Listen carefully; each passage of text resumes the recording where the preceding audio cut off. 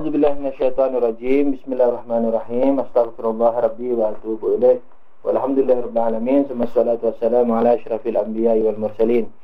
Habibina wa habibi rabbil alamin Abil Qasimi Muhammad. Allahumma shalli ala Muhammad wa ali Muhammad wa ala alihi at-tayyibin at-tahirin al-ma'sumin al-muntajibin. Amma ba'du. Assalamualaikum warahmatullahi wabarakatuh. Waalaikumsalam warahmatullahi wabarakatuh.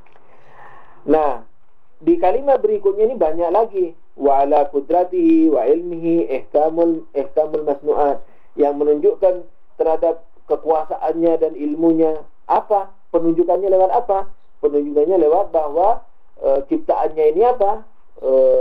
Hebat, mustahkam, yakni dengan tatanan yang kuat dan mapan.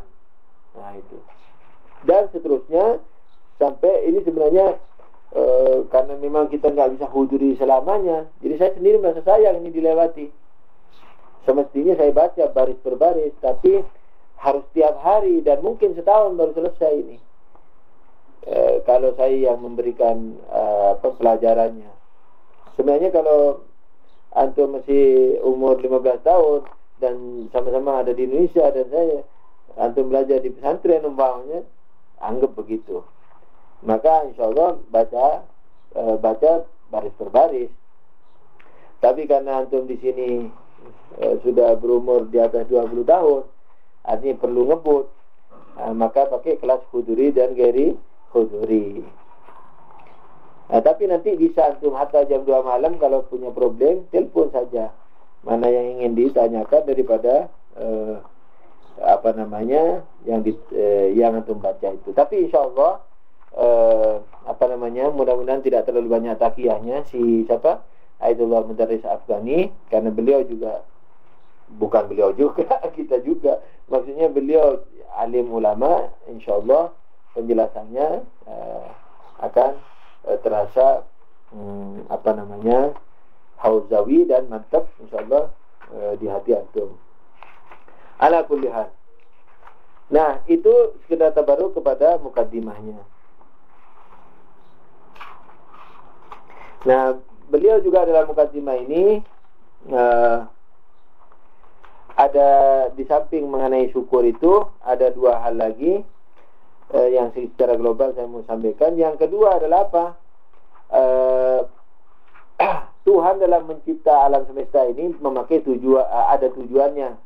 Ini kita nggak mau bahas nanti di filsafat tujuan betul ada apa enggak. Sekarang antum terima aja dulu ini tingkatan ini bahwa Tuhan memiliki tujuan dalam mencipta, tapi tujuannya ini untuk makhluknya. Tujuannya awalan baik, tujuan bisa baik, bisa buruk. Tujuan Tuhan tidak mungkin buruk. Kalau Tuhan tidak bertujuan berarti main-main mencipta. Nah, jadi tujuannya pasti ada dan baik. Dan kebaikan ini tidak mungkin kembali kepada dirinya sendiri. Kalau kembali kepada dirinya berarti dirinya apa? Terbatas, butuh. Berarti kembali kepada makhluknya. Nah, salah satu daripada tujuan penting daripada penciptaan, beliau mengutip wa ma a'udzubillahi minasyaitonirrajim wa ma khalaqtul jinna wal insa illa liya'budun. Tidak pencipta jin dan manusia kecuali untuk mengabdi. Kecuali untuk mengabdi. Nah, mengabdi ini insyaallah suatu saat kita akan bahas juga, apakah mengabdi atau menjadi abdi. Kemarin Anda dapat semacam ilham, pikiran gitu, jangan mulu-mulu ilham, mendapat pikiran yang kalau benar dari Tuhan, itu Anda sendiri terkejut terhadap pemikiran itu, dan Anda sudah sampaikan di kajian tafsir. Jadi Anda menafsirkan ini bukan liya'budun menjadi abdi, mengabdi, bukan mengabdi, tapi menjadi abdi. Umumnya mengabdi loh. Tafsir-tafsir semua, hampir semua mengabdi. Tidak kucipta jin dan manusia kecuali menyembah. Kan gitu. Kecuali mengabdi, kecuali taat. Saya menerjemahkannya kecuali menjadi abdi. Lain mengabdi dengan menjadi abdi. Nah, ala kulli hal, tidak kucipta jin dan manusia kecuali mengabdi. Nah, mengabdi itu perlu kepada apa? Unsur. Kan ada yang diabdi, ada yang mengabdi, ada pengabdian. Nah, kalau yang mengabdi ini tidak tahu yang diabdi, kan tidak mungkin. Saya mau mengabdi kepada siapa? Tahu, pokoknya mengabdi aja deh. Nggak bisa. Jadi karena pengabdian itu tujuan daripada penciptaan, dan pengabdian itu harus ada yang diabdi, maka sudah seyogianya, sudah semestinya apa? Ada yang mengerti terhadap yang diabdi. Nah, karena tujuan penciptaan itu adalah pengabdian, maka ada 3 unsur. Ada yang diabdi, ada pengabdi, ada yang diabdi. Karena ada 3 unsur, dan salah satunya adalah yang diabdi, maka sudah seyogianya, sudah semestinya, sudah sewajibnya pengabdi tahu yang diabdi. Sebab kalau tidak tahu, tidak mungkin apa yang diabdi. Nah, oleh karena itu, dalam akidah Islam yang diajarkan oleh Ahlul Bait apa? Mempelajari Tuhan itu wajib hukumnya. Lebih wajib dari mempelajari fikih. Pelajari fikih juga wajib, tapi mempelajari akidah lebih wajib lagi. Karena unsur pertama yang diabdi, mengabdi kita. Pengabdiannya, cara pengabdiannya syariat. Jadi 2 unsur yang wajib diketahui, yang diabdi dan cara ngabdi. Kan ada yang diabdi, ada pengabdi, ada cara ngabdi. Pengabdiannya itu. Nah, yang wajib diketahui adalah apa? Yang diabdi dan cara mengabdi. Sekalipun kita wajib juga ngerti diri kita, karena kalau kita ngerti diri kita, kita bisa menempatkan diri kita di mana dalam situasi apapun. Nah, karena salah satu unsurnya adalah yang diabdi, dalam pengabdian ada yang diabdi, maka yang diabdi wajib diketahui. Kalau tidak diketahui, tidak mungkin bisa diabdi. Oleh karena itu, belajar agama, karena tujuan penciptaan adalah pengabdian, pengabdian perlu ada yang diabdi, maka harus tahu yang diabdi itu siapa. Maka itu belajar akidah wajib, hukumnya itu yang kedua. Yang ketiga dari mukaddimah ini adalah apa? Bahwa saya katanya diminta oleh beberapa orang untuk mensyarahi kitabnya siapa? Al-Mahili, Babul Hadi Asyar, gitu.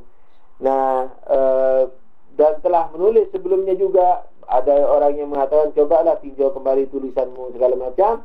Dan beliau mengatakan, dengan segala macam daripada problem zaman yang saya hadapi, yang sering menarik kita kepada selain cahaya Tuhan, akhirnya saya alhamdulillah berhasil memberikan syarahan terhadap kitabnya Al-Mahili yang bernama Babul Hadi Asyar. Kemudian buku itu saya kasih nama An-Nafi'u Yawmil Hashri fi Syarhi Babil Hadi Asyar, di halaman 11 baris kedua dari bawah.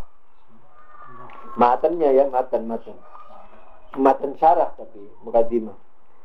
An-Nafi'u Yawmil Hashar, yang bermanfaat pada hari kiamat, pada hari kebangkitan, dalam mensyarahi Babul Hadi Asyar. Dan tidaklah aku mendapatkan taufik apapun kecuali dari Allah Subhanahu wa taala, dan kepadanya aku bertawakal. Oke, sekarang mukaddimah. Saya teruskan dulu ya, cepat-cepat.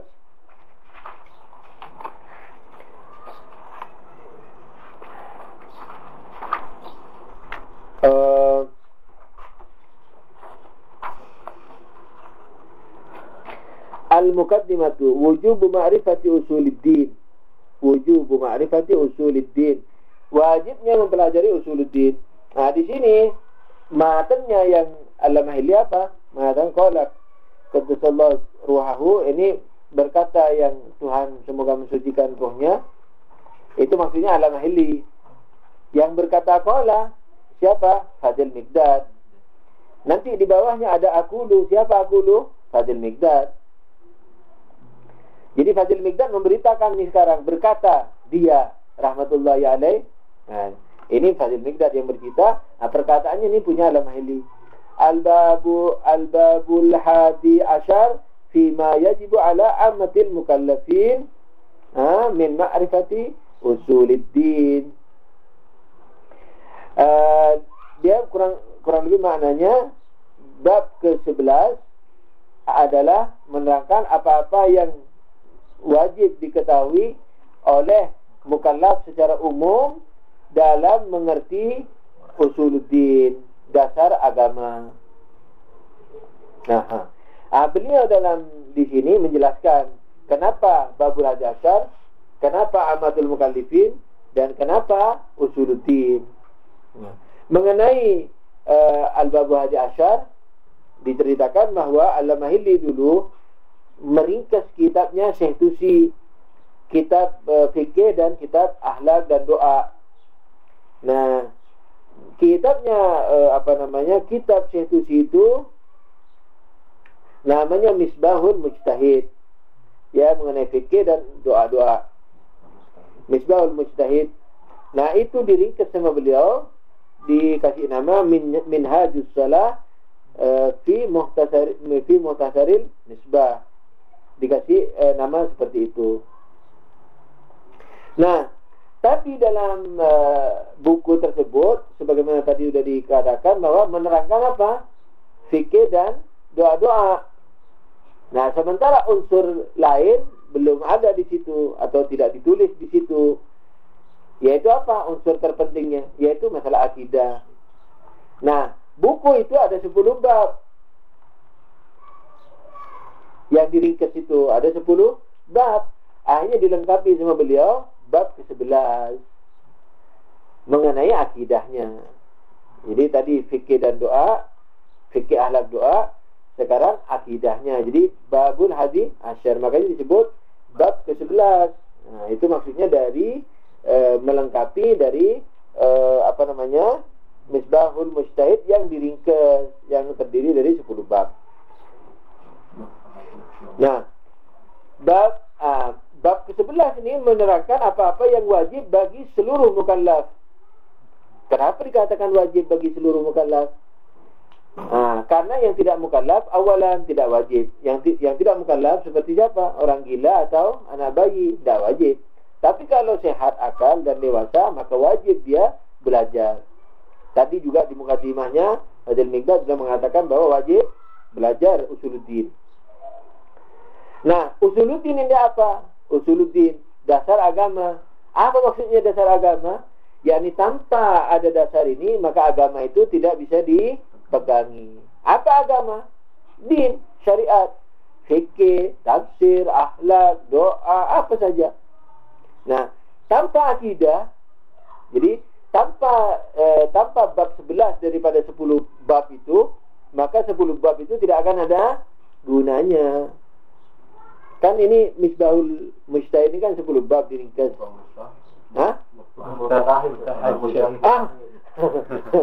Misbahul Mutahajjid. Misbahul Mutahajjid.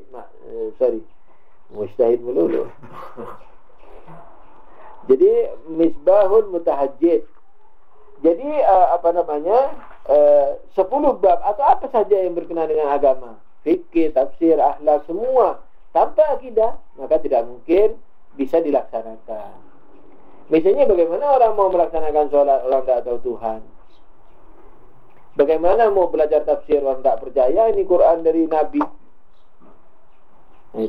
Jadi Tuhan dipelajari dahulu, baru Nabinya, baru apa yang dibawa Nabinya, baru imam, sebagaimana nanti akan dijelaskan lagi. Oke. Terus beliau menjelaskan secara kata apa yang disebut wajabah. Wajabah itu bisa bermakna kontradiksi. Bukan maknanya kontradiksi, memiliki dua makna yang kontradiksi. Yang satu bermakna penetapan, yang satu bermakna hilang, sukut atau hilang, jatuh, hilang. Tapi di sini apa? Di sini maknanya penetapan, bukan bermakna jatuh. Jadi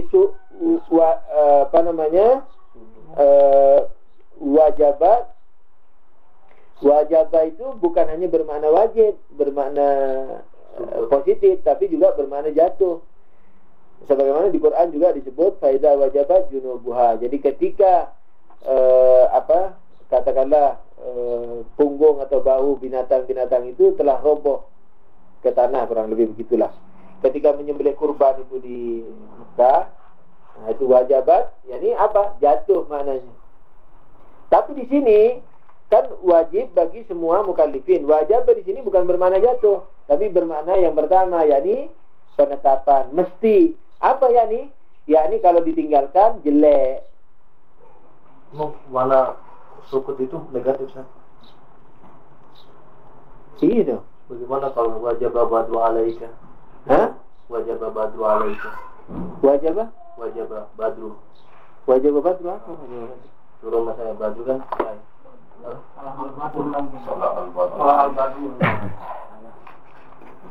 Kalau tidak ada yang perlu diinstruksi sampai akhir baru dipertanyakan. Kalau memang ada yang diinstruksi, diinstruksi.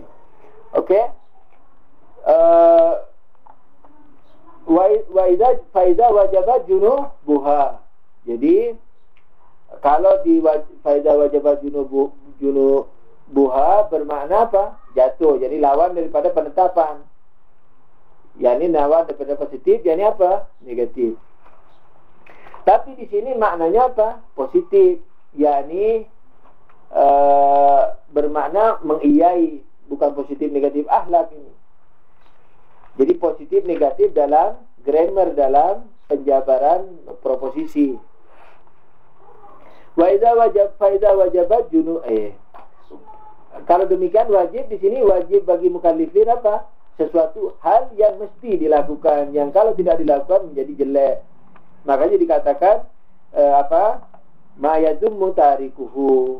Jadi yang meninggalkan terhina, mendapat hinaan. Hinaan yakni celaan dari hakikat, dari Allah gitu.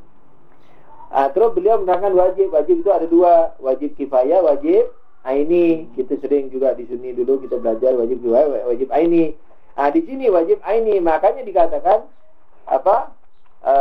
fima yajibu ala ammatil mukallafin. Apa-apa yang diwajibkan bagi segenap kaum muslimin. Mukallafin, segenap para mukallaf. Tidak sebagian mukallaf, tapi segenap para mukallaf, seluruh mukallaf. Makanya wajib aini.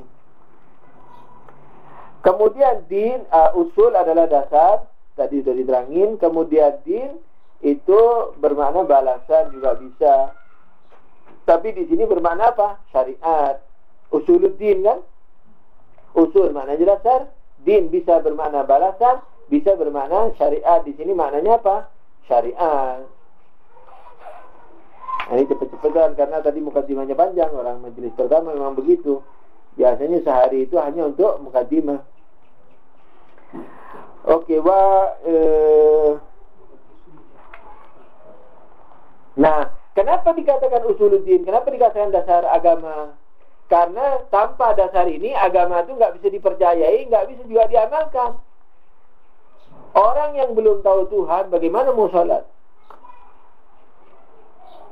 Toh, biar dikasih tahu fikih, ini fikihnya sholat. Nah, itu aku mau sholat ke siapa? Siapa yang mau kurukui, kusujudi siapa? Nah, jadi Allah itu siapa? Dia belum tahu, belum yakin, tidak bisa melaksanakan sholat.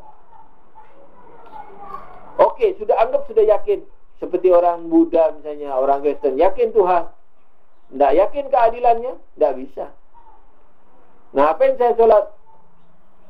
Iya dong, kalau sholat masuk surga. Iya kalau dia benar. Kalau dia bohong, saya sudah percaya adanya dia, tapi saya belum percaya dia jujur. Dan sebagian muslimin banyak yang meyakini seperti ini. Bukan mengatakan Tuhan tidak jujur, tapi mengatakan Tuhan mau berbuat apa saja terserah. Makanya sampai ada keimanan kepada takdir baik buruk dari Tuhan itu. Jadi baik buruk ditentukan Tuhan. Itu kan berarti Tuhan tidak adil. Orang jahat Tuhan yang nentuin. Masuk neraka, Tuhan yang memasukkan dia ke neraka. Yang kasihan itu orang yang jahat, orang kafir. Kafir dan jahat karena takdir, kemudian masuk neraka karena takdirnya itu. Yang tidak adil, itu bentuk ketidakadilan. Nah, kalau di Ahlul Bait tidak boleh itu.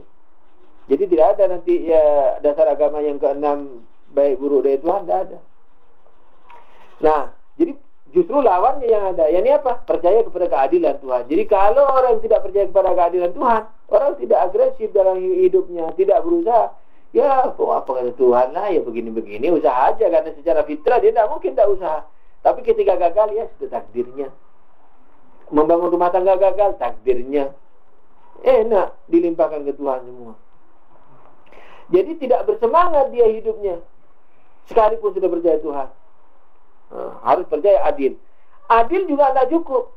Harus tahu Nabi. Dari mana ini sholat begini? Dari Nabi. Siapa Nabi? Apa Nabi? Belum lagi penerapannya kepada kanjeng Nabi Muhammad. Harus yakin dulu orang kepada Nabi Muhammad, baru bisa mengamalkan syariat, yakni agama itu, yakni sholat, puasa dan seterusnya. Nabi aja nggak cukup. Harus ada imam setelahnya. Oh cukup, itu buktinya orang Sunni katanya. Sholat, puasa, tidak pakai imam. Tidak pakai imam pengganti setelah Rasul. Jawabannya apa? Jawabannya cukup, tidak cukup. Tapi sebenarnya nggak cukup. Mereka merasa cukup. Coba tanyain begini. Kita tanya begini. Shiratal mustaqim itu apa? Jalan yang lurus. Wajib enggak kita minta kepada Tuhan surat ihdinas siratal mustaqim? Iya, wajib. Nah, kalau begitu siratal mustaqim itu ada enggak? Iya, ada. Sebab kalau tidak ada, bagaimana Tuhan mewajibkan kita meminta siratal mustaqim? Berarti ada siratal mustaqim. Oke. Kalau siratal mustaqim itu ada dan Allah mewajibkan kita membaca Fatihah, berarti diantaranya mewajibkan kita meminta siratal mustaqim. Sekarang saya mau tanya, apa siratal mustaqim? Jalan yang lurus. 100% atau 90%? 100%. Nah, kalau begitu, kalau jalan yang lurus ini 100%, bisakah diketahui oleh orang selain yang maksum? Jalan Tuhan, jalan Quran, jalan Nabi, 100% harus benar. Bisakah ini dijangkau oleh selain maksum? Selain orang yang tidak boleh punya salah? Nggak bisa. Makanya saudara-saudara kita ahli sunnah wal jamaah kasihan. Dari satu sisi merasa siratal mustaqim, tapi kalau ditanya, apakah kamu maksum? Apakah gurumu maksum? Apakah imam mazhabmu maksum? Semua jawabannya tidak. Dan kalau tidak, berarti tidak ada jaminan 100% benar. Iya, kalau tidak ada jaminan 100% benar, berarti tidak ada jaminan siratal mustaqim. Ditambah lagi dengan keyakinanmu bahwa setelah Nabi tidak ada orang maksum lagi. Kalau kamu sudah veto begitu, berarti kamu memveto dirimu sendiri bahwa tidak mungkin kamu siratal mustaqim. Tidak mungkin juga mengharap siratal mustaqim. Karena siratal mustaqim sudah tidak ada. Kamu bilang bahwa Nabi aja maksumnya katanya dalam hal agama, dalam jadi ayah, dalam jadi suami, dalam jadi pemimpin negara tidak harus maksum. Ini berabe lagi. Berarti hadismu tinggal 10 hadis. Karena yang disebut hadis itu apa? Perkataan atau perbuatan Nabi, bahkan takrirnya Nabi. Takrirnya Nabi yakni ketika sahabat melakukan sesuatu, beliau diam, itu mengiyai berarti. Jadi yang disebut hadis, perkataan Nabi, perbuatan Nabi, dan pengiyaan Nabi atau diamnya Nabi. Itu disebut hadis. Nah, dan ini harus maksum. Sebab kalau tidak maksum, berarti hadis ini yang menjadi ukuran Islam tidak maksum juga. Jadi kalau Nabi tidak maksum dalam bertutur kata, tidak maksum dalam berbuat, tidak maksum dalam diam, tidak maksum dalam mengiyai, berarti apa? Hadis yang menjadi istrinya Quran bercampur dengan kebatilan, atau tidak terjamin tidak tercampur dengan kebatilan. Kalau begitu agama Islam dari awal sudah tidak ada jaminan. Nah, kalau dibatasi bahwa tutur kata, perbuatan, dan diam hanya dalam urusan syariat, tidak dalam pakai baju, tidak dalam makan minum, berarti apa? Berarti hadis-hadis Nabi yang mau dijadikan tafsir Quran mungkin tinggal 100 hadis saja, yakni perkataan yang ceramah-ceramah Nabi yang mengenai agama itu. Nah itu kalau dikumpulin mungkin 50 halaman paling. Tentang haram halal, tentang ceramah-ceramah Nabi, sudah. Sebab dalam Al-Quran, dalam hadis itu, hadis-hadis itu banyak yang menceritakan tentang bagaimana Nabi berpakaian, bagaimana Nabi bertutur kata, makan minum, tidur, mandi. Itu tidak melulu ceramah agama, tidak melulu bahas ahkam, fikih. Nah, oke, sekarang kita sudah sepakat umpamanya bahwa Nabi seluruhnya adalah sunnah, dan memang itu yang benar. dan maksum, terjaga supaya Islam tidak terputus dari langit. Sebab orang kafir akan mengatakan, kalau kamu tidak meyakini kemaksuman hadismu, berarti kamu tidak ada jaminan dari Tuhan. Sama dengan Masehi. Kamu bilang aku yang Masehi sudah putus dari langit. Kau juga sudah putus dari langit. Orang kamu mengambil ajaran dari hadis, di antaranya di samping Quran, di mana hadismu sendiri kamu katakan tidak maksum, nabimu tidak maksum. Berarti kamu putus dari langit. Campur aduk kayak kita. Kita Masehi katanya sudah tidak murni lagi. Kamu juga tidak murni. Oke, kita mengatakan, enggak, kita maksum, semuanya maksum. Oke, setelah Nabi apa? Setelah Nabimu maksum pergi, siapa yang bisa memahami hadis Nabimu secara benar? Siapa yang bisa memahami Quranmu secara benar? Tidak ada kan? Bercampur, persis kayak Masehi. Kayak saya, kata dia. Tapi kalau kamu mau ngotot, enggak, maksum semua yang dipahami ulama. Tidak mungkin. Mana orang ulamanya? Kamu sendiri tidak meyakini mereka maksum. Ulamanya sendiri tidak meyakini maksum. Kamu sendiri secara akidah tidak meyakini maksum. Tapi kalau orang Syiah meyakini adanya maksum. Setelah Nabi Muhammad, dia itu yang menjaga, sallallahu alaihi wasallam, sallu ala Nabi Allahumma salli ala Muhammad wa ali Muhammad.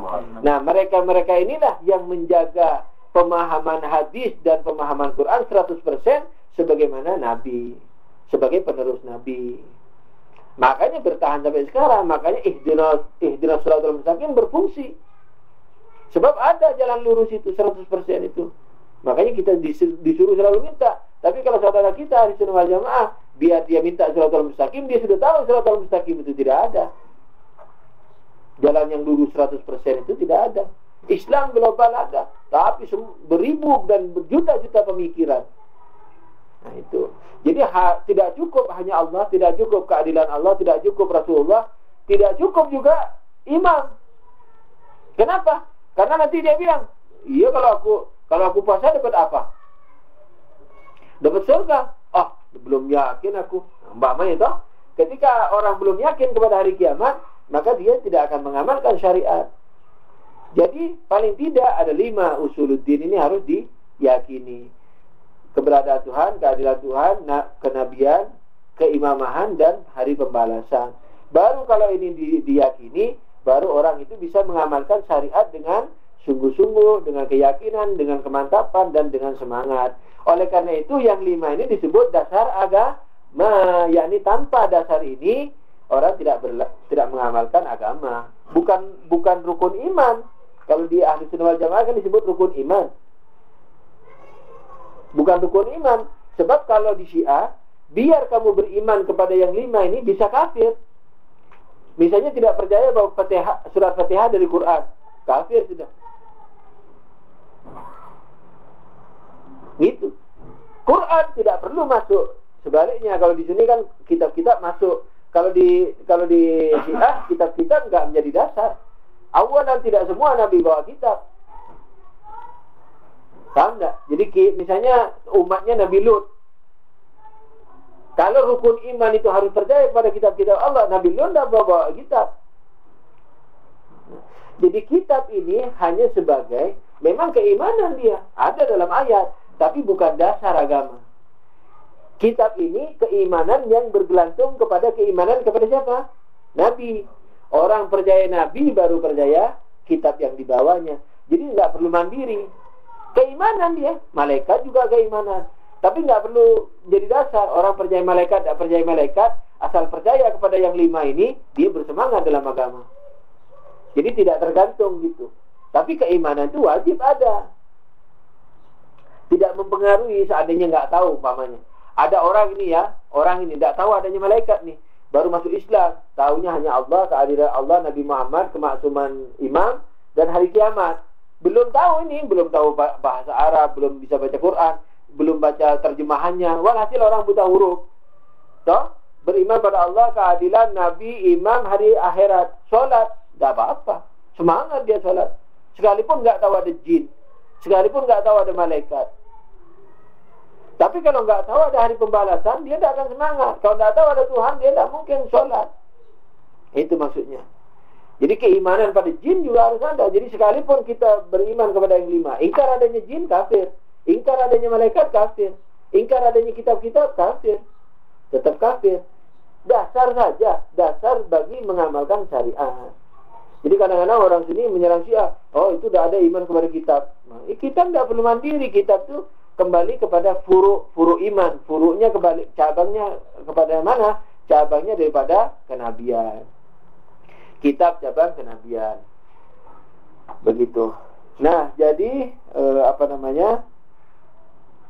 yang dipelajari nanti, yang akan dipelajari nanti di mahal ini, tauhid, keadilan, nubuwah, imamah dan ma'ad. Itu insyaallah akan masuk pada bab berikutnya. Nanti anak kodok saja nih anunya ini. Dari halaman 16 nanti akan kodok minggu depan. Artinya anak akan menjadikan 4 kaset, tapi antum tetap 3 kaset.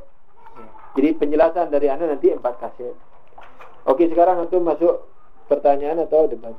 Bang, itu kan dikatakan marifatul lughah itu kan usul, harus diketahui oleh mukallaf. Nah, pertanyaannya kan marifah itu kan punya maratib juga, punya derajat kan. Nah, pertanyaannya sampai batas mana kita seorang mukallaf itu punya kewajiban mengetahuinya. Kalau misalnya kita tadi contohkan misalnya masalah dalil tentang wujud, wajib wujud, itu kan juga punya maratib. Ada yang mengetahui mafhum secara umum, filsafat dan irfan. Seberapa jauh kita diwajibkan mengetahui marifat itu? Mengenai mengetahui Tuhan itu, kalau boleh dikatakan jauhnya kewajiban itu tingkatannya jauhnya atau tingkatannya seperti apa? Batas minimal yang perlu diketahui adalah apa? Tentang keberadaannya dan tentang sifat-sifatnya. Tapi itu pun dalam tahapan yang umum. Jadi keberadaannya dan sifat-sifatnya. Sifat-sifatnya nanti dibagi dua. Ada sifat salbiyah, ada sifat apa? Subutiyah. Sebenarnya sifat salbiyah itu bukan sifat, penafian sifat justru. Tapi secara istilah disebut sifat negatif. Jadi menegatifkan sifat, bukan sifat negatif ditetapkan kepada Tuhan, tapi meniadakan sifat justru yang dimaksudkan dengan sifat negatif. Sifat positif yang harus ada, sifat negatif yang mesti ditiadakan dari Tuhan.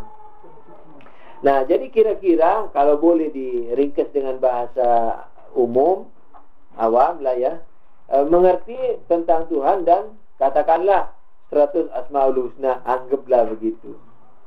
Seperti itu. Tapi itu pun makna kasarnya, makna yang paling umum, tidak ada masalah. Misalnya Tuhan berilmu, Tuhan hidup. Makna hidup kayak apa? Itu kan bertingkat-tingkat nanti. Secara umum maknanya apa? Filsafat kelas tengah maknanya apa?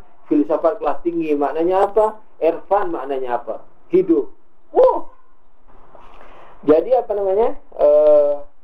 yang mesti diketahui adalah keberadaannya dan sifat-sifatnya, baik sifat positif yang mesti ada atau sifat negatif yang mesti ditiadakan oleh Tuhan.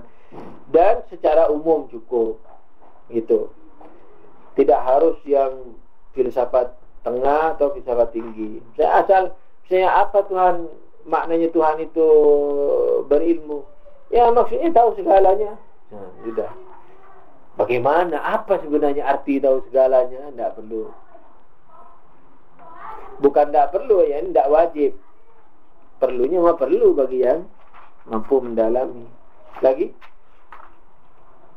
Ustaz, mana iftikor kan ya?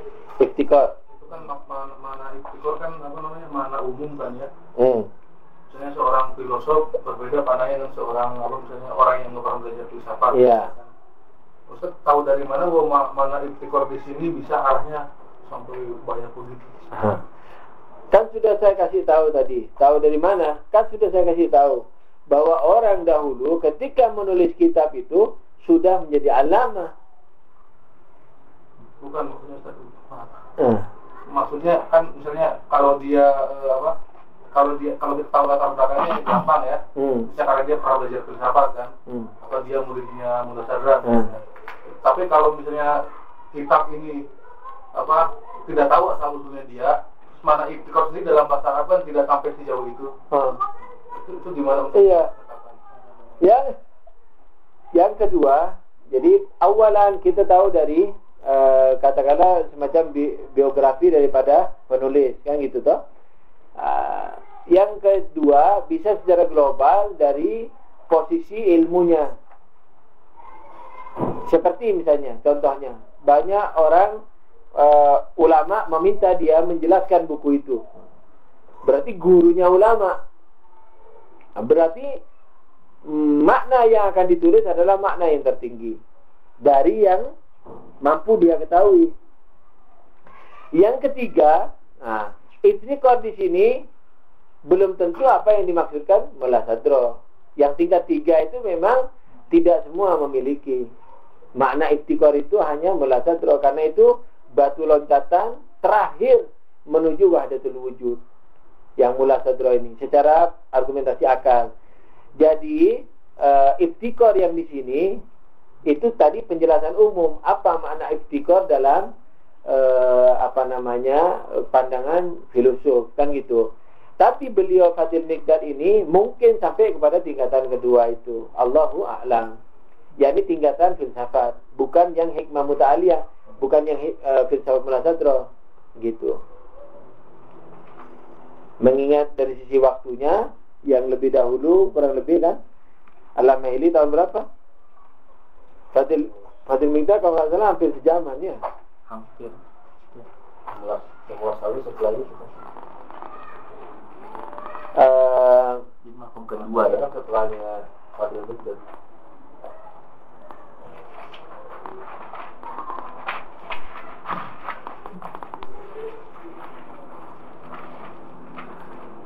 Berarti. Ini Al-Mahili tahun berapa? 726. Meninggalnya tahun 726, lahirnya 648. Fathul Miqdad kira-kira mungkin, kalau nggak salah Ali juga bilang tadi di tempat lain, gurunya mengatakan hampir sejaman atau sejaman. Sejaman itu bukan berarti seluruh umurnya sama. Misalnya 10 tahun terakhir Al-Mahili, di situ Fathul Miqdad lahir, atau misalnya 20 terakhirnya atau 30 terakhirnya. Walhasil tokoh-tokoh pada zaman itu juga, misalnya gitu. Nah itu hikmah muta'aliyah ini belum ada. Hikmah muta'aliyah kan 1100-an Hijri. Jadi 400 tahun kemudian pemikirannya ada. Jadi iftikor yang makna ketiga itu adalah penjelasan tambahan dari saya untuk memberikan wawasan terhadap makna sesungguhnya, walaupun bukan yang diinginkan. Siapa? Ada pertanyaan lagi tentang ayat yang dikutip sini, wa mahalakul jinna wal insa illa liya'budun. Itu kan di sini Allah kan tidak hanya menciptakan jin dan manusia saja kan, tapi juga ada makhluk lain, misalnya kayak malaikat. Kalau sini dibilang alasannya karena jin dan manusia ini punya taklif dan punya akal, malaikat pun punya akal. Kenapa di sini tidak dimasukkan juga? Awalan ayat ini ada berbagai maksud. Salah satu maksudnya adalah apa? Tidak kucipta jin dan manusia kecuali mengabdi. Maksud pertamanya adalah mau menceritakan penciptaan jin dan manusia. Tuhan tidak mau menceritakan penciptaan binatang atau malaikat. Allah tidak mau, di dalam ayat ini Allah tidak mau menceritakan tidak kuciptakan pohon kecuali, tidak mau cerita itu. Allah tidak mau memberitakan kepada kita tentang filsafat penciptaan pohon, air, malaikat, surga, neraka. Mungkin punya sasaran sendiri-sendiri. Tapi khusus penciptaan jin dan manusia ini tujuannya adalah untuk mengabdi atau menjadi abdi, terserah. Nanti kalau suatu saat ada waktu longgar, saya akan ceritakan apa bedanya mengabdi dengan menjadi abdi. Ringkasnya, globalnya adalah apa? Ada sih rekamannya di, kalau antum mau nanti anda kasihkan juga rekamannya. Pelajaran tafsir itu, di pelajaran tafsir internet. Jadi intinya ketika orang mengabdi, mengabdi itu kan beramal berarti. Bisakah amal itu jadi tujuan? Enggak. Karena amal itu sendiri masih punya tujuan. Jadi kalau ayat ini dimaknai bahwa tidak kucipta jin dan manusia kecuali beramal, berarti bukan tujuan akhir awalan. Yang kedua, tidak mungkin amal itu jadi tujuan, sebab amal ini masih punya tujuan lagi. Tidak kucipta jin dan manusia kecuali mengabdi. Lalu mengabdinya untuk apa? Untuk dekat padaku. Jadi yang paling benar tujuan, atau setidaknya tujuan akhir, anggap tafsiran bahwa mengabdi itu juga benar, itu masih perlu tujuan berikutnya. Sebab liya'budun itu bisa menjadi li'an yakuna abidan, bisa untuk menjadi abdi, bukan mengabdi. Nah, sedangkan menjadi abdi itu sudah tujuan akhir. Nah, menjadi abdi itu apa maksudnya? Menjadi hina di hadapan Allah. Jadi artinya Allah menjadi besar. Allah maha besar, tapi ketika kita belum mengabdi, Allah itu tidak besar. Makanya kita maksiat. Coba Allah maha besar, kita tidak akan pernah maksiat. Jadi tujuan asli itu adalah Allah, membesarkan Allah. Ada dalam ayat lain Allah mengatakan apa? Ilaihi yas'adu al-kalimut thayyibu wal 'amalu shalih yarfa'uhu. Kurang lebih ayatnya begitu. Kepadanya lah naik kata-kata yang baik, dan amal-amal soleh itu jadi bensinnya, mengangkatnya. Jadi yang naik kepada Allah kata-kata yang baik, amal-amal soleh itu mengangkat saja, bukan dia yang maju. Yang maju kata-kata baik. Nah, kata-kata baik itu apa? La ilaha illallah. Nah, apakah kata-kata baik itu, la ilaha illallah itu adalah kalimat atau kata-kata atau huruf la ilaha illallah? Tidak mungkin. Sebab kata-kata ini juga amalan. Paham tak? Antum kalau berkata la ilaha illallah, la ilaha illallah, la ilaha, ini juga amalan. Sementara ayat ini sendiri mengatakan yang naik kalimat yang baik, amalan mengangkatnya. Bukan dia yang naik, mengangkat. Berarti bukan kata-kata la ilaha illallah, tapi apa? Makna la ilaha illallah itu. Nah, ketika makna la ilaha illallah itu menancap dalam roh kita sebagai dengan gerakan substansial, itu nanti akan dirinci kalau diinginkan. Berarti apa? La ilaha illallah itu kan tidak ada Tuhan kecuali Allah. Bukan hanya tiada Tuhan kecuali Allah. Tuhan itu maknanya bukan hanya pencipta. Jadi la ilaha illallah jangan diartikan tiada pencipta kecuali Allah. Tapi tiada Tuhan kecuali Allah. Apa Tuhan itu? Ya segalanya yang hebat-hebat. Ya pencipta, ya yang penting, ya yang mulia, yang bercahaya, yang hebat, yang kuasa. Itu Tuhan. Bukan hanya pencipta. Jadi jangan dikatakan tiada pencipta kecuali Allah. Ya ini apa? Tiada yang penting kecuali Allah. Nah, ketika yang naik itu tiada yang penting kecuali Allah, berarti diri kita tidak penting. Nah, itulah budak. Menjadi budak, menjadi abdi. Nah, jadi ilhamnya yang kemarin itu apa? Tidak kucipta jin dan manusia kecuali merasa dirinya menjadi sahaya abdi yang hina. Otomatis abdi yang hina ini apa? Merupakan bentuk lain daripada tiada Tuhan kecuali Allah, tiada yang penting kecuali Allah. Maka ini cocok untuk jadi tujuan penciptaan. Tapi kalau setidaknya tujuan akhir. Tapi kalau amalan tidak terlalu cocok. Dan kalau cocok bukan tujuan paling akhir. Jadi sebenarnya kalau mau diterjemahkan amalan, tidak kucipta jin dan manusia kecuali tujuan sebelum akhirnya itu adalah mengabdi. Itu. Sebab mengabdi masih punya tujuan lagi. Tapi kalau diterjemah tidak kucipta jin dan manusia kecuali menjadi sahaya, nah itu naiknya la ilaha illallah. Tiada Tuhan kecuali Allah. Dan amalan memang tidak naik ke Allah. Di ayat, di filsafat, semua dibuktikan. Di ayat sendiri tadi itu amalan itu hanya ngangkat. Doa, sholat, puasa, haji, jihad, syahid, itu hanya ngangkat yang la ilaha illallah itu. Yang bukan kata-kata loh. Karena kata-kata juga amalan, itu juga ngangkat. Kata-kata la ilaha illallah juga ngangkat maknanya itu. Jadi tiada yang penting kecuali Allah. Jadi kalau dikatakan tidak mencipta dan jin dan manusia kecuali menjadi sahaya abdi, menjadi hina, rendah, nah itu sudah benar. Sudah tujuan akhir, karena itu merupakan wajah lain daripada yang penting kecuali tiada yang penting kecuali Allah Subhanahu wa taala. Allahu a'lam. Itu makanya kalau benar dari Tuhan, kalau tidak ilham itu dari syaitan. Tapi argumentatif yang penting. Karena kalau argumentatif, ikhlas, jujur dalam argumentasinya, kalaulah salah dimaaf oleh Allah Subhanahu wa taala. Dan ini kayaknya belum pernah baca dimanapun dan belum pernah dengar dari ceramah manapun. Kemarin Ayatullah Misbah Yazdi ketika nerangin akhlak di televisi Anda dengar menerjemahkan liya'budun itu menjadi mengabdi, taat. Ada juga yang menafsirkan itu liya'rifun, yang mengenal. Liya'rifun ya. Kalau di sini juga di Madaris itu juga.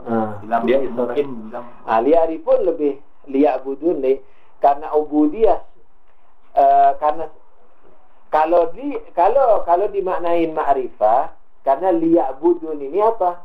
Liya'budun ini kan tadi itu yang saya terangkan. Ketika liya'budun kan ada 3 unsur. Liya'budun kan ada 3 unsur. Apa? Yang diabdi, mengabdi, cara mengabdi. Yang diabdi, pengabdi, dan cara mengabdi. Karena liya'budun itu rukunnya ada 3, dan salah satunya adalah ma'rifatullah, dan salah satunya adalah yang diabdi, berarti salah satu liya'budun itu apa artinya? Mengerti Allah. Jadi ma'rifatullah itu terjemahan yang betul, tapi bukan ma'rifatullah saja. Kalau ditanya kepada Ayatullah Mudarris, apakah maknanya hanya ma'rifatullah? Enggak. Liya'budun yakni ma'rifatullah, karena itu rukun pertama. Syariat karena rukun kedua, fikihnya itu. Jadi liya'budun apa? Karena salah satu rukun daripada liya'budun itu adalah rukun pertama adalah yang diabdi, maka termasuk ma'rifatullah. Jadi kalau Ayatullah Mudarris ditanya apakah satu-satunya makna liya'budun itu liya'rifun? Enggak. Sebagian makna liya'budun itu adalah liya'rifun. Liya'rifun yang diabdi itu.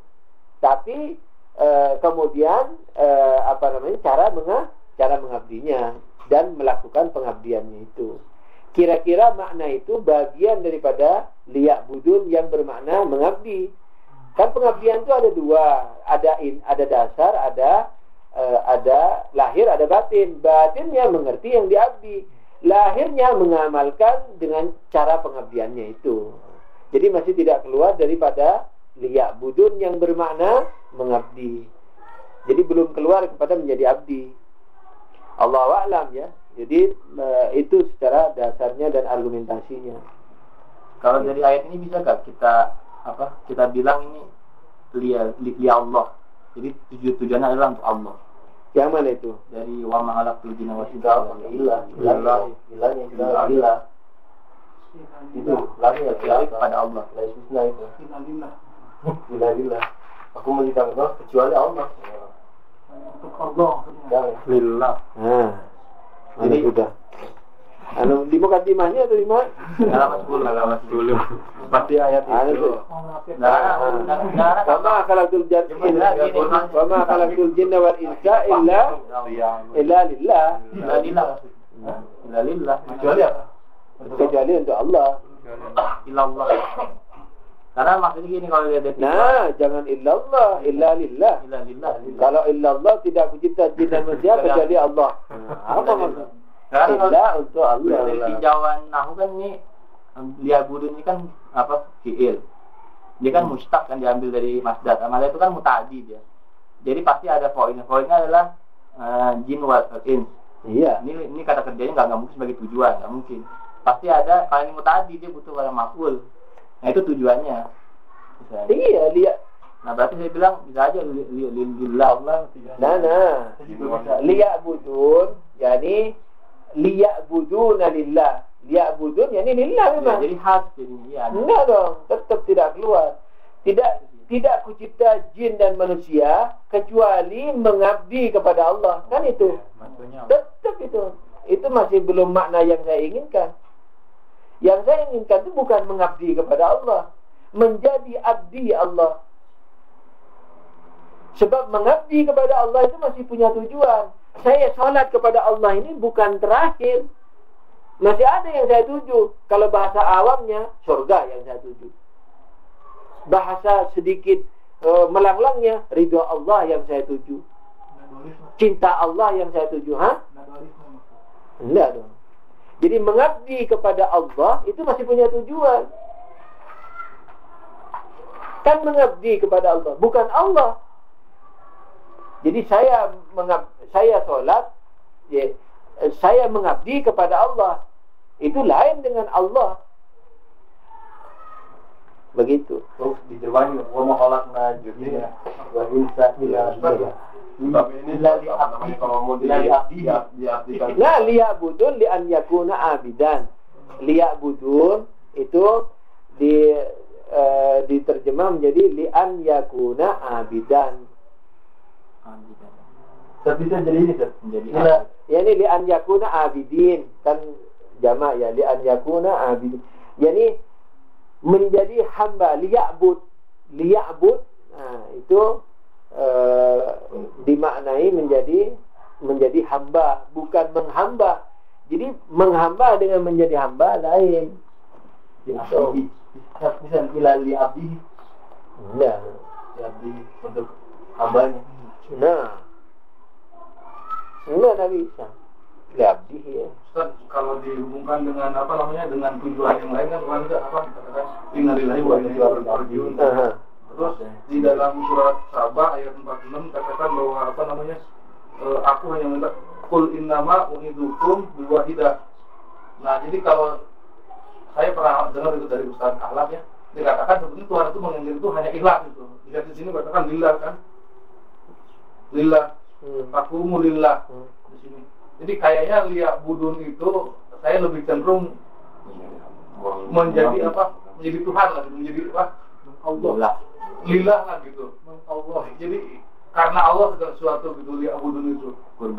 Di kurbatan ilmu itu akan juga nyambung dengan innalillahi wa inna ilaihi raji'un. Jadi nyambung dengan tujuan yang lain itu bahwa kita akan kembali menjadi ke Allah, menjadi Allah, menjadi Tuhan itu istilahnya. Jadi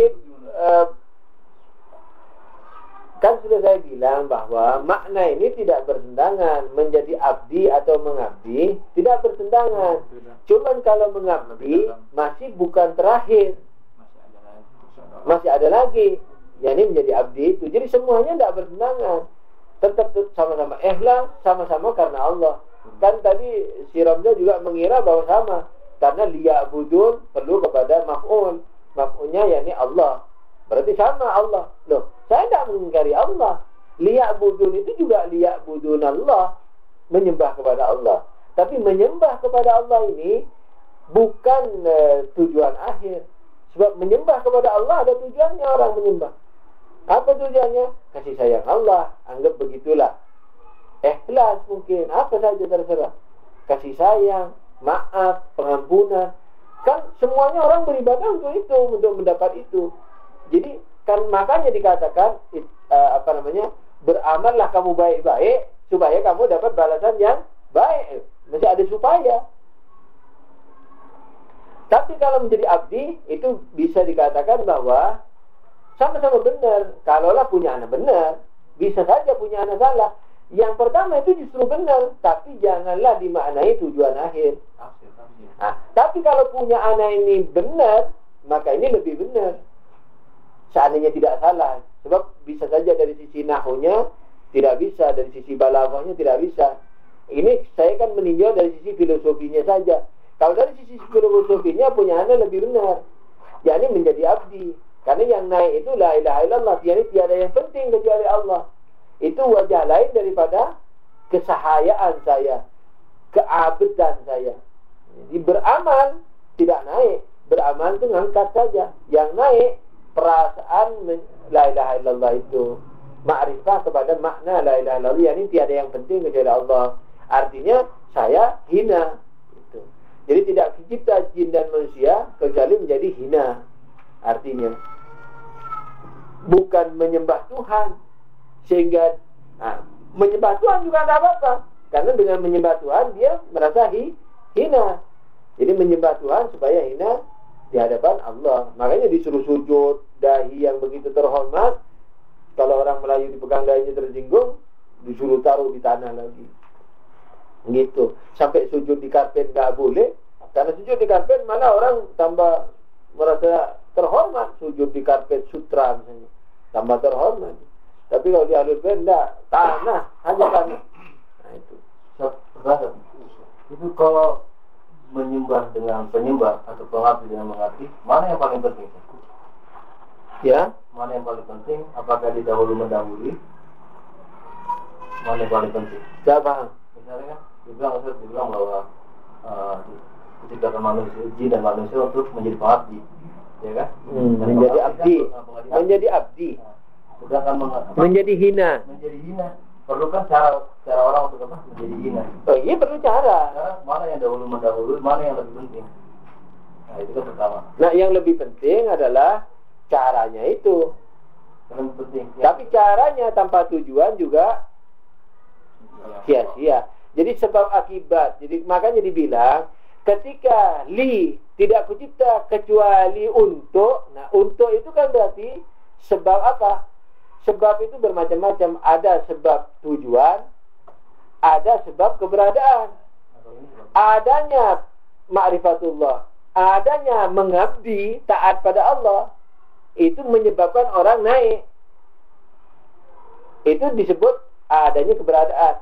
Jadi kalau dilihat, mana yang penting, naik apa menyembah? Menyembah. Sebab menyembah, tak naik tanpa menyembah nggak bisa. Itu. Jadi maksudnya lebih baik, maksudnya apa? Tidak bisa ditinggalin ini satu duanya, tidak bisa ditinggalin. Artinya naik itu dengan sebab menyembah. Jadi naik ke atas genteng harus lewat tangga. Nah gitu. Jadi sebab keberadaan orang di genteng itu adanya tangga. Jadi kalau dilihat dari ini, tangga lebih penting. Tapi tangga tanpa genteng, tanpa ada di atas genteng buat apa? Tangga kan ada tujuannya. Ngapain kau bawa tangga? Nggak ada. Supaya nggak naik. Nggak mungkin. Bawa tangga berat-berat dan dinaikin. Nggak untuk tujuan maksudnya. Kan nggak mungkin. Makanya ada sebab yang namanya sebab tujuan. Nanti di filsafat akan dipelajari. Sebab itu banyak. Sebab pendekat, sebab pengada, sebab tujuan. Nah dilihat dari sebab tujuan, maka tujuannya pasti yang lebih tinggi. Karena keberadaan tangga itu untuk naik ke atas genteng, keberadaan mengabdi untuk naik kepada yang lebih tinggi. Jadi kalau dilihat dari sisi ini, maka tujuannya yang lebih penting. Itu. Jadi beribadah sebab tujuan ya. Beribadah sebab pengada. Sebab pengada. Makanya dikatakan oleh siapa? Lanjut dulu yang tadi itu. Ada hubungannya yang tadi itu. Penjelasannya dari saya agak kurang paham dengan di situ bahwa elat itu kan ada 4 kata. Cara menjelaskan itu bahwa elat itu ada elat ini. Walaupun antum mengatakan bahwa nanti akan dijelaskan, tapi saya belum paham dari kata-katanya Abdullah Mundaris itu bahwa elat itu ada 4, yaitu poili, modi, suri, goya, goi. Nah di sini goi dikatakan bahwa goi itu mukaddamas as pointi elatan. Kemudian kata yang kedua, kalimat yang kedua dikatakan lagi bahwa dia adalah mu'akharat dan wujud deh. Ilat goi ini, jadi kan ilat tujuan tuh. Sebab tujuan, kan sebab ada 4 secara global. Apa? Sebab material, sebab spesies, kemudian sebab pengada, sebab tujuan. Nah, mana yang lebih dahulu ada sebab tujuan dengan sebab pengada? Sebab tujuan. Tapi dari sisi gambaran saja. Saya ingin jadi mujtahid. Nah, kan tujuan tuh ada dulu. Baru belajar. Belajar untuk mewujudkan sebab tujuan. Jadi dari sisi datangnya kepada pikiran kita, sebab tujuan itu datang duluan. Tapi untuk diwujudkan di luar, sebab pengada harus diwujudkan. Apa sebab pengadanya? Belajar. Tangga. Berarti jadi sebab tujuan keberadaan kita di genteng, keberadaan kita di makom dekat Allah, itu adalah datang duluan ke pikiran kita. Tapi keberadaannya setelah tangga, setelah pengabdian. Nah, di mana pengabdian itu sebab apa? Dan tangga sebab pengada. Gitu. Jadi kalau dilihat dari keberadaan sebab pengada lebih dahulu, berarti sebab tujuan terikat dengan keberadaan. Tapi dari pewujudan tangga itu tanpa tujuan juga tidak mungkin. Jadi maka sebab tujuan datang dulu ke pikiran kita. Ada tujuan baru ada amal. Berarti jadi wujudnya itu dia menjadi akhir. Iya, wujud daripada tujuan. Tapi gambaran daripada tujuan duluan. berarti pengabdi itu sebab tujuan. Maka Sebab abdi menjadi abdi sebab tujuan. menjadi abdi sebab tujuan. Mengabdi sebab pengada. Dan dia ketika terwujud ini. Nah itu, makanya Anda bilang kalau ayat ini diterjemahkan tidak mencipta jin dan manusia kecuali mengabdi, berarti masih ada marhala berikutnya. Apa marhala berikutnya? Tujuan itu. Ya ini apa? Sebab tujuan itu. Sebab apa? Karena apa? Karena pengabdian atau amalan ini tidak bisa dijadikan sebab tujuan. Sebab dia sebab pengada. Karena dia sebab pengada, berarti masih ada sebab tujuan. Maka lebih cocok kalau ditol saja. Liyak budun, yakni li'an yakuna abidin. Supaya menjadi budak. Karena tujuannya itu apa? La ilaha illallah. Tiada yang penting kecuali Allah. Ketika tiada yang penting kecuali Allah, maka saya hina budak. Nah, itu. Jadi lebih ngetol gitu. Lebih cepat, tak perlu marhala lagi sudah. Karena itu yang terakhir. Makanya dipuji oleh Allah. Wa kana al-insan zaluman jahula. Dipuji itu bukan ayat hinaan. Kalau orang tak ngerti dikira ayat menghina. Kan tidak cocok jadi hinaan. Kutawarkan amanat ke langit, ke bumi, semua malaikat, semua. Tak ada yang mau, manusia mau. Dasar bodoh, dasar aniaya. Itu terjemahan orang yang tak ngerti. Dikira hinaan. Berarti main-main Allah mau kucing-kucingan sama kita. Ya kita pasti kalah dong. Ditawari racun semua nggak mau, kita mau. Ya pasti kita ketipu. Kalau mau tipu-tipuan dengan Allah, pasti kita kena tipu Allah. Tapi Tuhan bukan maha penipu. Jadi ketika amanah itu diberikan, tidak ada yang sanggup, terus ada yang sanggup, sudah selayaknya dipuji. Nah, pujian Allah apa? Sesungguhnya manusialah yang bisa mencapai ketingkatan hina dan bodoh. Nah, kapan mencapai hina dan bodoh? Manakala ibadah-ibadah kita itu kita resapi dengan baik, kemudian la ilaha illallah itu kita resapi dengan baik, yaitu menjadi abdi itu. Yani apa? La ilaha illallah. Yani apa? Tiada yang penting kecuali Allah. Nah, ketika tiada yang penting kecuali Allah, tiada ilmu kecuali Allah, tiada segala-galanya kecuali Allah, maka saya paling bodohnya orang, maka saya paling aniayanya orang, paling hinanya orang, paling zaluman jahula itu sudah. Nah itu, maka itu tingkatan paling tinggi zaluman jahula itu, yakni sangat bodoh dan sangat aniaya. Bukan bodoh saja, sangat bodoh dan sangat aniaya. Itu tingkatan paling tinggi. Makanya orang yang sampai ke tingkat itu tidak mungkin protes-protes sama Tuhan. Malaikat masih protes sekalipun halus. Contohnya ketika Tuhan mau mencipta Nabi Adam, mereka masih, apakah kau akan mencipta manusia? Beraninya. Coba manusia yang sampai ke tingkat zaluman jahula. Ya Allah, engkau mau bikin apa saja, nikmat darimu, cahaya darimu, rahmat darimu. Apalagi mau mengiskal-iskal, mau mendebat, walaupun halus, walaupun dengan akhlak. Itu. Berarti salah satunya masih ada hubungannya dengan kenapa malaikat tidak dimasukkan ke dalam. Tadi belum lengkap. Awalan, untuk pertanyaan Robza. Jadi awalan ayat ini hanya mau menerangkan filsafat penciptaan jin dan manusia, ya, yang tujuannya untuk menjadi budak, menjadi hina. Yang kedua, mengenai malaikat yang ditanyakan, itu tidak perlu dimasukkan ke sini. Kenapa? Awalan, karena itu tanggung jawab malaikat. Jadi tidak perlu menceritakan ke kita, saya ciptakan malaikat untuk gini-gini. Artinya karena penekan perlu juga dalam ma'rifat. Tapi dalam ayat ini Tuhan mau menasihati kita bahwa aku menciptakan kalian untuk menjadi hina, bukan untuk menjadi sombong. Anggaplah untuk mengabdi, bukan untuk maksiat. Terjemahan yang umum. Ya, toh? Jadi tidak mau menceritakan tentang malaikat. Malaikat tempat lain saja. Yang ketiga, malaikat itu tujuannya bukan untuk menjadi hina. Karena apa? Karena malaikat itu sudah hina di hadapan Tuhan. Artinya dia tidak punya hawa nafsu sehingga keluar daripada hakikat dirinya. Hakikat kita ini kan hina di hadapan Allah. Hina sekali. Tapi karena kita punya hawa nafsu manusia ini, maka merasa mulia, merasa gagah, merasa ganteng, merasa cantik, merasa beruang, merasa mandiri dari Tuhan.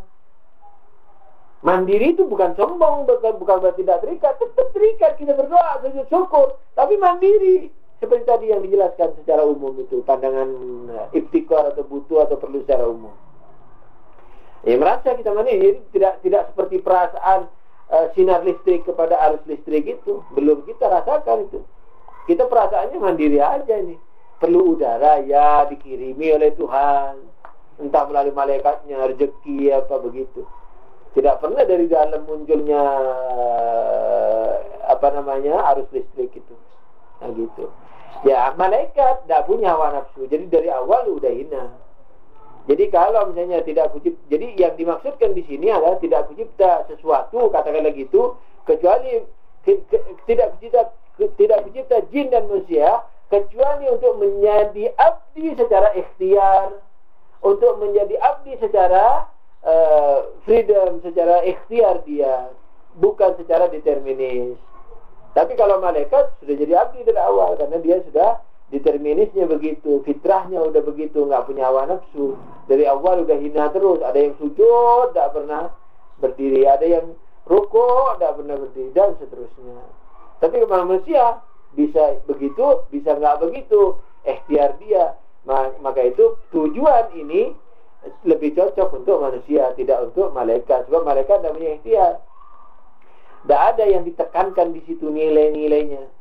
Tapi kalau di sini ada nilai akhlaknya, pendidikannya, tidak pencipta jin dan manusia kecuali mengabdi secara ikhtiar, kan gitu.